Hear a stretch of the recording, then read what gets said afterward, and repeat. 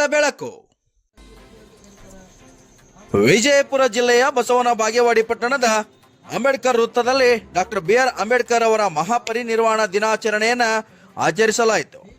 ಈ ಸಮಯದಲ್ಲಿ ತಹಸೀಲ್ದಾರರಾದ ವೈ.ಎಸ್. ಸೋಮನಕಟ್ಟಿ ಅವರು ಡಾಕ್ಟರ್ ಬಿ.ಆರ್. ಅಂಬೇಡ್ಕರ್ ಅವರ ಕುರಿತು ವಿಸ್ತಾರವಾಗಿ ಮಾತನಾಡಿದರು. ಈ ಸಮಯದಲ್ಲಿ ಅರವಿಂದ್ ಸಾಲ್ವಾಡ್ಗಿ, ಮಾಂತೇಶ್ ಸಾಸ್ಬಾಳ್, ಅಶೋಕ್ ಚಲ್ವಾದಿ, ಗುರುರಾಜ್ ಗುಡಿಮನಿ, ಪರಶುರಾಮ್ ದಿಂಡವಾರ್, ಮಂಜುಳಾ ಹಿರೇಮನಿ ಮತ್ತು ಸರ್ಕಾರಿ ಅಧಿಕಾರಿಗಳು, ಊರಿನ ಮುಖಂಡರು, ಶಾಲೆಯ ವಿದ್ಯಾರ್ಥಿಗಳು ಉಪಸ್ಥಿತರಿದ್ದರು. ಮಾತನ್ನು ಕೂಡ ಬಾಬಾ ಸಾಹೇಬರು ಹೇಳಿದರು.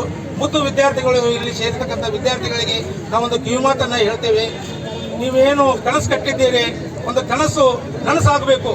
ಯಾಕಂದ್ರೆ ಬಾಬಾ ಸಾಹೇಬರು ಕಟ್ಟಂತ ಒಂದು ಕನಸು ನಿಮ್ಮ ಭವಿಷ್ಯ ರೂಪದಲ್ಲಿ ಅವರು ಹೇಳ್ತಾ ಇದ್ದಾರೆ. ಅವ್ರು ಏನನ್ನೂ ಕೇಳಿಲ್ಲ.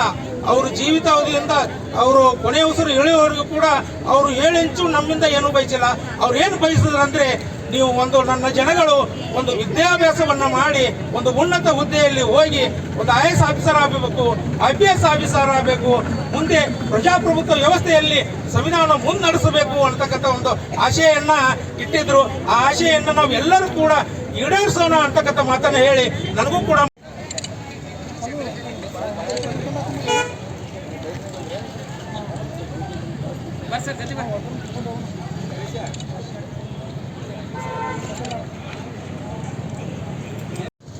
ಡಾಕ್ಟರ್ ಬಾಬಾ ಸಾಹೇಬ್ ಅಂಬೇಡ್ಕರ್ ಅವರು ಇವತ್ತಿನ ದಿನ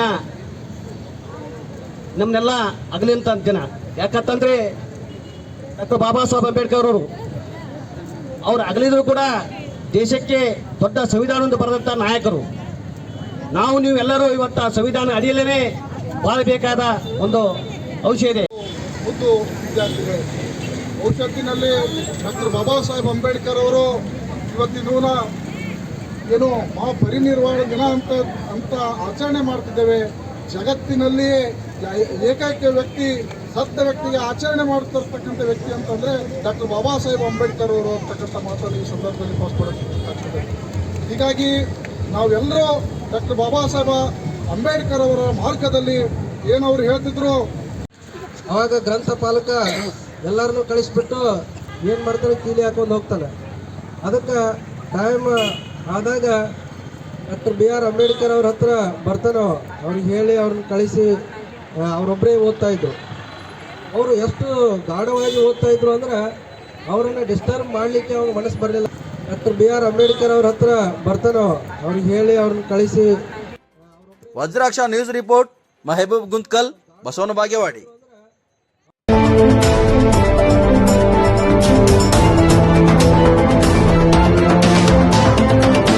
ವಜ್ರಾಕ್ಷ ನ್ಯೂಸ್, ಇದು ಸತ್ಯದ ಬೆಳಕು.